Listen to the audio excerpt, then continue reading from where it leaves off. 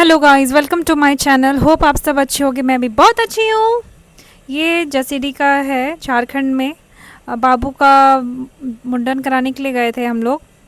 तो ये बाबा बैद्यनाथ धाम मंदिर का है। वहाँ वहीं से हैं हम।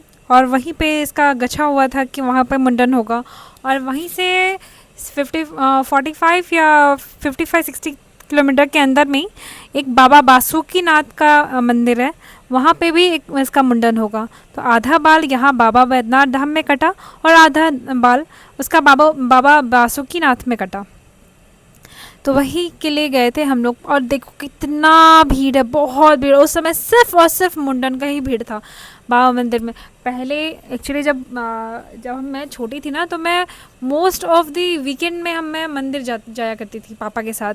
और उस समय इतना भीड़ नहीं हुआ करता था। पता नहीं आजकल बहुत रश। अब ना ये टूरिस्ट प्लेस बन गया है। पहले तो भीड़ होता ही था, बट लोकल लोगों का भीड़ होता था। अब जो भीड़ होता है वो बाहर वाले लोगों का होता है। यहाँ पे इतना भीड़ था कि किसी को कुछ समझ में नहीं आ रहा था। तो मेरे साथ मेरी कज़न सिस्टर्स थी, तो वही लोग किसी तरह करके वीडियो बना रही थी। और ये छोटा मोटा क्लिपिंग्स मैं बस ऐसे ही डाल रही हूँ। ये देखो, इसका बहुत बड़ा बाल हो गया था और इसका ना लट लग गया था। ये एक्चुअली बाल नहीं, ये इसका कर्ली हेयर था उस टाइम पे। और ये बाल अच्छे से क्लीन नहीं करता था। और ये जो नाई था ना, इतना बदमाश था। इतना जल्दी जल्दी कट कर रहा था, मुझे डर लग रहा था। और ये इतना छटपट छटपट कर रहा था, परेशान कर रहा था। मुझे लगा कहीं फेस वेस में लग गया वो, क्योंकि वो कैंची सीज़र इतना शार्प रहता है वो लोगों का, कि वो लोग का बहुत एकदम स्मूथली कटता है। तो ये लोग इतना स्पीड में काट रहा था कि मुझे लगा कि इतना छटपट कर रहा है, कहीं आँख वाँख में कहीं लग ना जाए। तो मैं ऐसे मेरे हस्बैंड और मैं ऐसे डांट रही थी, कहीं लग गया तो आपकी खैर नहीं।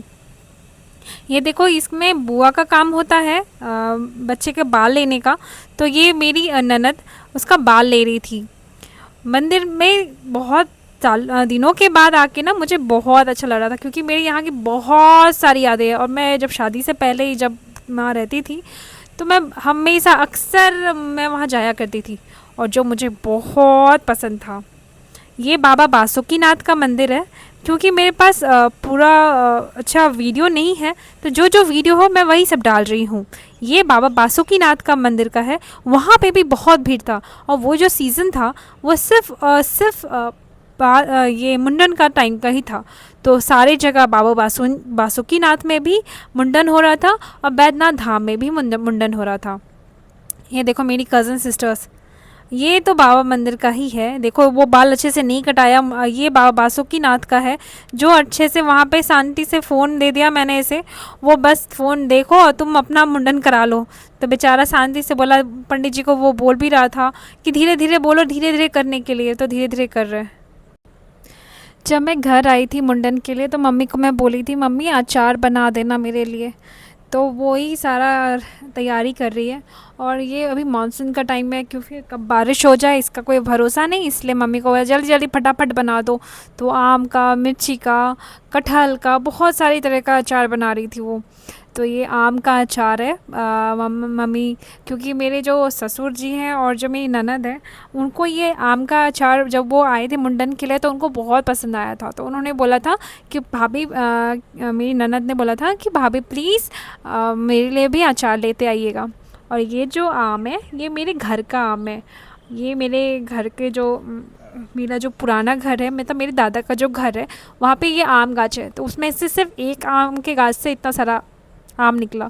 और ये अचार, इतने सारा अचार है, इतना सारा जार में अचार है, देख के ही मुंह में पानी आ रहा है।